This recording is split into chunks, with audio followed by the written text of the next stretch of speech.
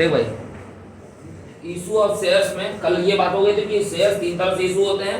एक होता है प्राइवेट प्लेसमेंट ऑफ शेयर्स, दूसरा होता है पब्लिक ऑफरिंग, तीसरा होता है कंसिडरेशन अदर देन कैश।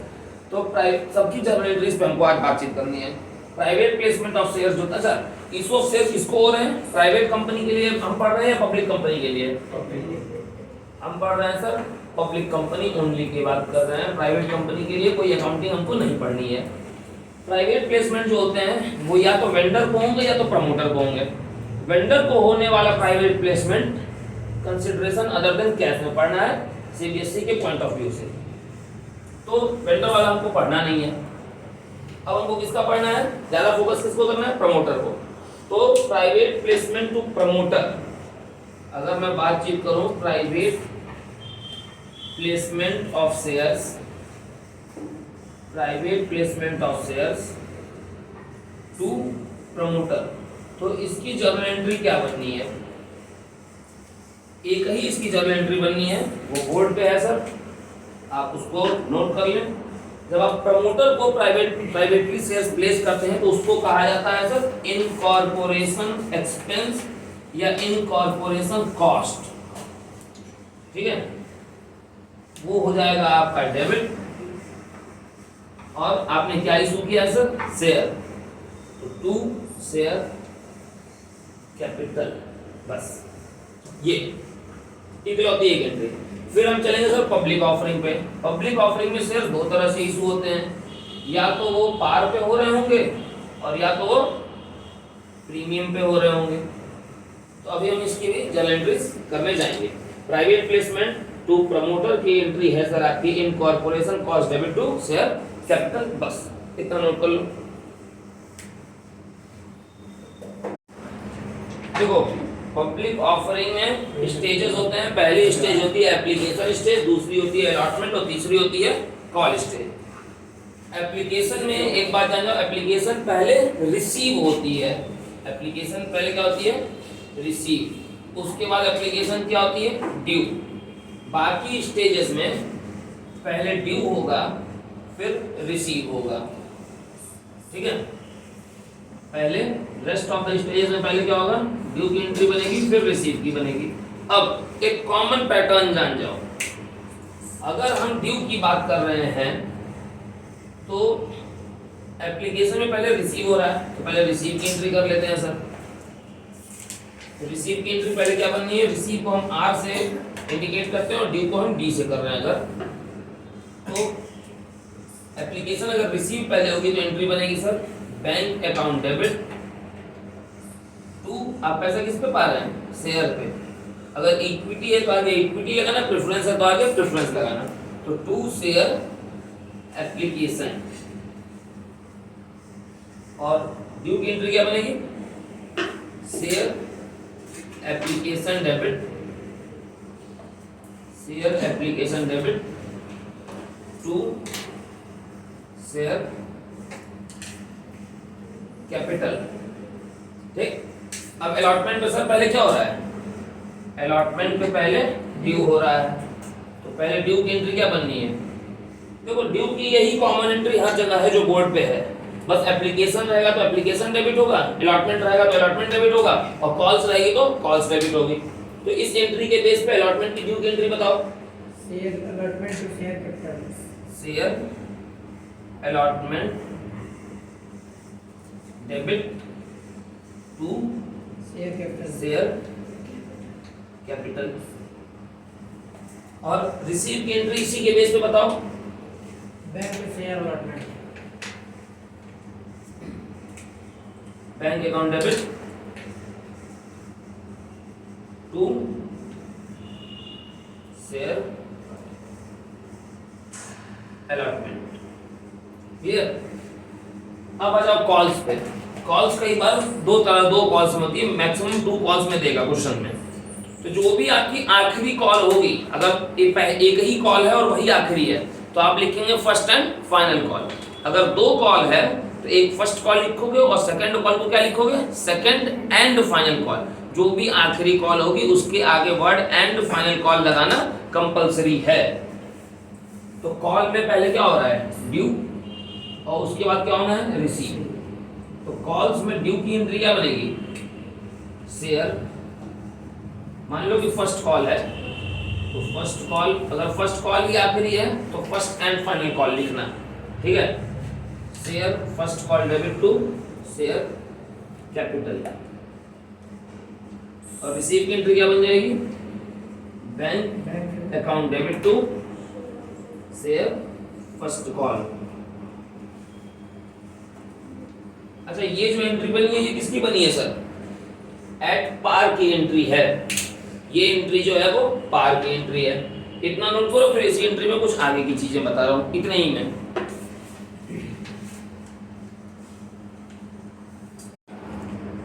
अब इधर देखो, ये जो बोर्ड पे एंट्रीज हैं, ये एंट्रीज किसकी हैं, when shares are issued at par. अब अगर शेयर्स प्रीमियम पे इशू होते हैं तो प्रीमियम के केस में एक बात जान जाओ कि प्रीमियम की एंट्री में बस एक चीज बढ़ जाएगा, टू सिक्योरिटीज प्रीमियम। और प्रीमियम अगर कहीं भी मांगा है तो वो कहाँ पे बढ़ाया जाता है, केस बस एक ही है कि प्रीमियम की एंट्री जो होती है वो ड्यू की एंट्री में बनती है कि रिसीव की एंट्री में बनती है, बस सारा मसला यही है। तो अगर कहीं भी प्रीमियम होगा तो वो प्रीमियम किस में बनेगा, on entry of due. Due की एंट्री में प्रीमियम को बढ़ा देना है, ठीक है। तो अब अगर प्रीमियम अलॉटमेंट पे है तो सर ड्यू की एंट्री में बढ़ा देना है आपको टू सिक्योरिटीज प्रीमियम। अगर कॉल्स पे प्रीमियम है तो ड्यू की एंट्री में बढ़ा देना है सर टू सिक्योरिटीज प्रीमियम। और रिसीविंग का पैसा उतने फिगर से बढ़ जाता है बस, ठीक है। रिसीविंग की एंट्री में कोई चेंज नहीं होता, एंट्री वही होती है, बस अमाउंट बढ़ जाता है। अगर एप्लीकेशन में भी प्रीमियम है, ठीक है, तो ड्यू की एंट्री यहाँ है तो आपको बढ़ा देना है सर टू सिक्योरिटीज प्रीमियम, ठीक है। अब सिर्फ सिक्योरिटीज प्रीमियम लिखना है, सिक्योरिटीज प्रीमियम रिजर्व अब नहीं लिखना है। पहले सिक्योरिटीज प्रीमियम रिजर्व लिखा जाता था, अब क्या सिर्फ आपको लिखना है सिक्योरिटीज प्रीमियम। तो भैया प्रीमियम कहाँ पे लिखा जा रहा है, प्रीमियम की एंट्री कहाँ हो रही है, ड्यू पे, एंट्री ऑफ ड्यू पे हो रही है। यहाँ पे देखो, या ड्यू की एंट्री या यहाँ पे ड्यू की entry. Is that clear sir? बस आपको इतना बढ़ा लेना है।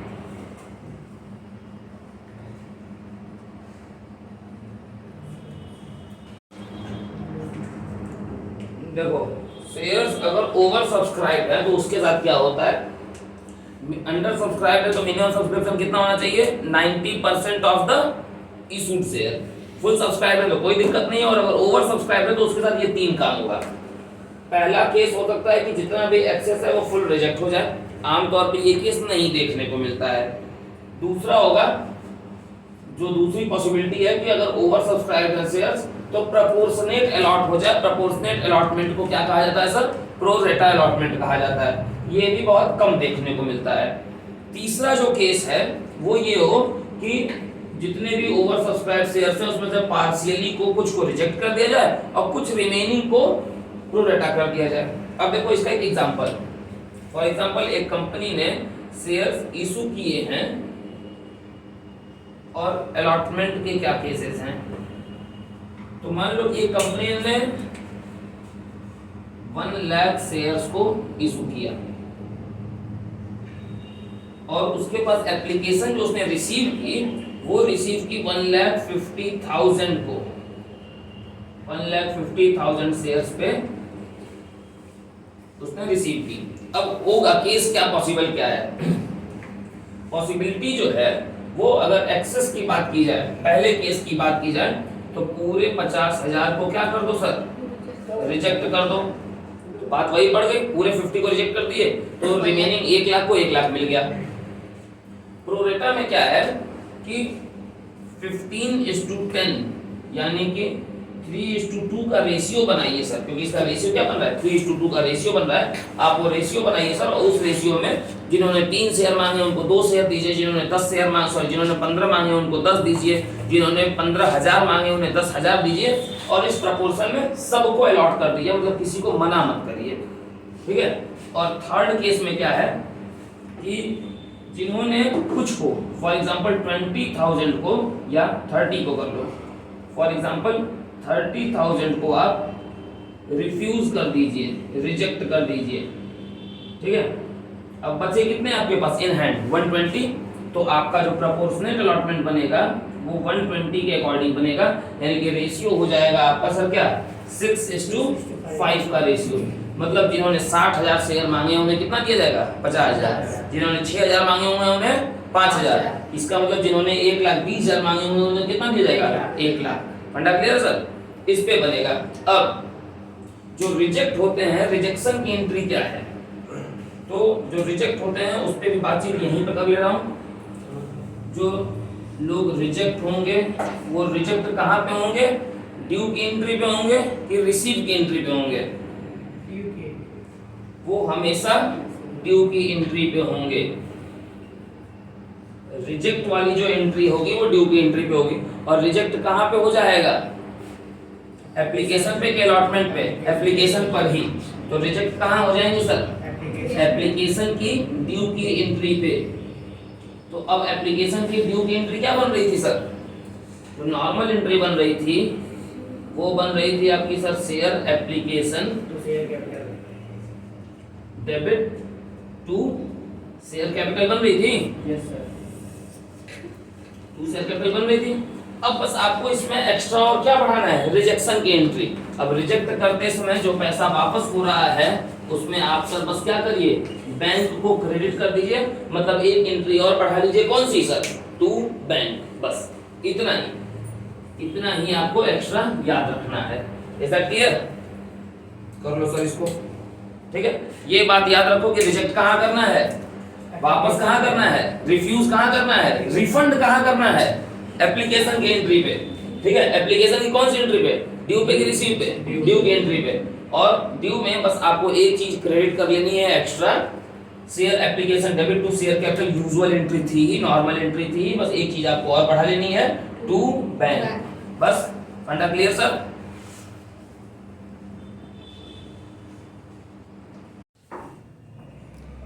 देखो एक बात को दोबारा रिपीट कर दे रहा हूं यहाँ पे, ये जो थर्ड वाला केस है इसमें होता क्या है कि मान लो कि अगर 1,50,000 शेयर्स पे एप्लीकेशन रिसीव हुई और कंपनी ने 1 लाख शेयर्स ही सिर्फ इशू किए हुए थे, अब उसमें क्या बोलेगा कि 30,000 को सर आप रिजेक्ट कर दो, रिफ्यूज कर दो, ठीक है। तो एप्लीकेशन की जो आपकी रिसीविंग की एंट्री है वो पूरे 150 पे बनेगी, मगर जो ड्यू की एंट्री बनेगी वो बनेगी शेयर एप्लीकेशन डेबिट, वो पूरे फुल अमाउंट से जो 150 था वो टू शेयर कैपिटल जाएगा सिर्फ आपका 1 लाख, ठीक, टू बैंक चला जाएगा 30,000, और जो रेस्ट ऑफ 20,000 शेयर होल्डर्स थे, ठीक है, जो एक्स्ट्रा प्लस 20 हैं उनके साथ क्या होगा सर, वो आपके चले जाएंगे टू, आगे फर्दर एडजस्ट किए गए हैं ना, तो जो फर्दर एडजस्ट किए गए हैं तो फर्दर एडजस्टमेंट कहां चला जाएगा सर, टू शेयर अलॉटमेंट लिख दिया जाएगा, ठीक है। मतलब एप्लीकेशन की ही ड्यू की एंट्री अब उस केस में ये बन जाएगी, ठीक है, टू शेयर अलॉटमेंट करके एक और एंट्री बढ़ा दी जाएगी। हाँ बोलो, एप्लीकेशन नहीं होगा ये, एप्लीकेशन के ही ड्यू की एंट्री ये बन जाएगी, ठीक है। फंडा क्लियर सर, एप्लीकेशन पे ही बनेगी, मगर एप्लीकेशन पे कहां, रिसीविंग की एंट्री पे नहीं, ड्यू की एंट्री में अब ये वाली एंट्री पूरी प्रॉपर बन जाएगी, share application debit to share capital to bank और टू शेयर अलॉटमेंट। बैंक में वो पैसा जाएगा जो आपका रिजेक्ट हो रहा है या रिफ्यूज हो रहा है या रीपेमेंट हो रहा है, रिफंड हो रहा है, और अलॉटमेंट में जाएगा एडजस्टमेंट वाला पैसा जो एडजस्टेड फिगर है वो, और शेयर कैपिटल में कितना जाएगा, एक्चुअल पैसा जो 1 लाख शेयर्स पे है, और शेयर एप्लीकेशन जो डेबिट हुआ है वो डेबिट में आपका पूरा फुल 1,50,000 का जाएगा। मतलब 150 से एप्लीकेशन डेबिट होगी, 1 लाख से शेयर कैपिटल क्रेडिट होगा, 30,000 का पैसा बैंक में जाएगा और 20,000 शेयर्स का पैसा कहां चला जाएगा सर आपका, शेयर अलॉटमेंट में। Is that clear?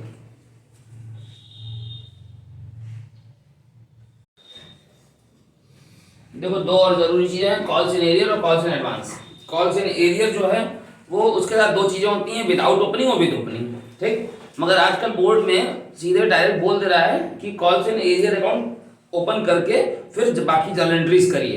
नहीं तो इसमें ऑप्शन हमारे पास थे, तो हम क्या करते थे कि हम विदाउट ओपनिंग पे काम चला लेते थे सीधे अमाउंट डिडक्ट करके। तो पहले ये बात जान लो कि कॉल्स इन एरियर क्या है। जैसे मान लो कि पैसा मांगा गया अलॉटमेंट पे या फर्स्ट कॉल पे या सेकंड एंड फाइनल कॉल पे, और कोई share holder, particular share holder जिसके पास 400, 500, 1000 शेयर्स रहे हो, वो पैसा न दे पाए, फेल टू पे, जब आपसे पैसा मांगा जाए, ड्यू हो, मांगा गया, आप नहीं दे पाए, तो उस पैसे को क्या कहा गया? Calls in arrear. और कॉल्स इन एडवांस क्या कहा गया? आपसे पैसा मांगा गया अभी सिर्फ अलॉटमेंट का, मगर आपने अभी फर्स्ट और फाइनल कॉल का भी पैसा एडवांस में दे दिया, एक्स्ट्रा दे दिया, तो ये होता है कॉल्स इन एडवांस। तो कॉल्स इन एरियर में इंटरेस्ट जान लो, उसकी इंटरेस्ट की अकाउंटिंग नहीं है बोर्ड्स में, मगर इंटरेस्ट रेट पूछता है। तो कॉल्स इन एरियर पे जो interest on calls in arrear लगता है वो लगता है सर 10% पर एनम, और कॉल्स इन एडवांस पे लगता है सर 12% पर एनम। ठीक, अब कॉल्स इन एरियर पहले ड्यू होगा, क्योंकि पहले तुमसे मांगा गया पैसा ना, पहले मांगा गया, मांगे जाने की एंट्री ड्यू हुई, फिर अगर आपने नहीं दिया तो उसकी एंट्री।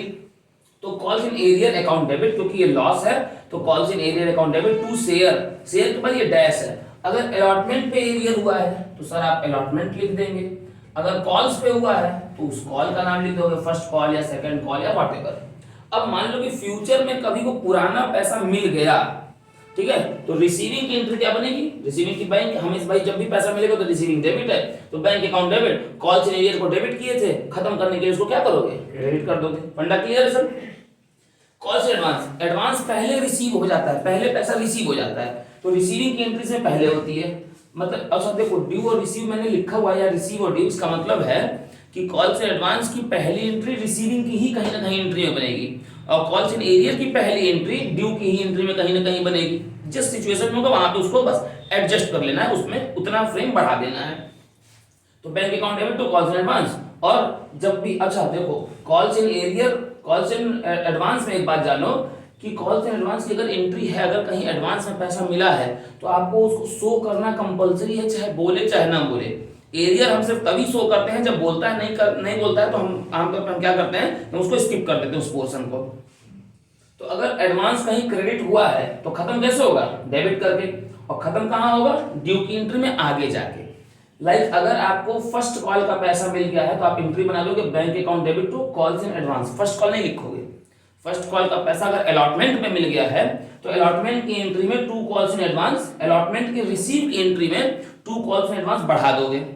फिर जब फर्स्ट कॉल पे आओगे तो फर्स्ट कॉल की ड्यू की एंट्री में लिखोगे calls in advance debit to share first call. फंडा क्लियर सर?